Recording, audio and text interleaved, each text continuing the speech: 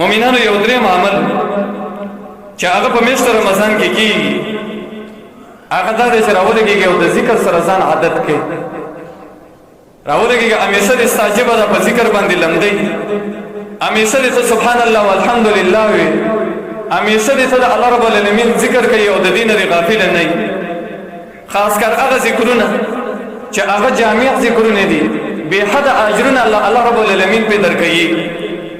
لکه یو د هغه ذکرونو نه هغه دا دی چې سبحان الله وبحمده عدد خلقه ورضا نفسه وزنة عرشه ومداد کلماته. کله چې د سحر منځنه وروسته سړی دغه ذکر وکړي دله به انسان له الله رب العالمین دومره اجر ورکړي لکه یو سړی د نمر خاطه پورې دا په جنماز باندې ناست دی او د الله عبادت او بندګي چې هغه به کوي.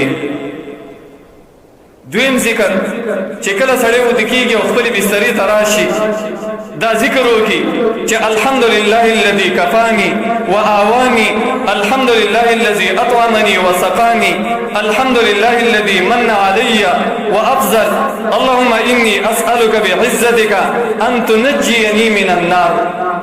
وکړه چې یو سړی دا ذکر وکړي په وخت د خوب کې نو رسول الله فرمایي فقد حمد بمحامد الخلق كلهم. گویا کې داسې شو چې په دنیا کې کم خلک ذکرونه کوي دعاګانې کوي د دې انسان به پکې برخه وي او دا انسان د هغې نه ډېر ذکر او دعاګانې چې د هغه پې غواړي. راولګېږي دا ذکرونه وکړي چې سبحان الله وبحمده، دغه رنګه لا حول ولا قوة لا إله إلا الله وحده لا شريك له له الملك وله الحمد وهو على كل شيء قدير.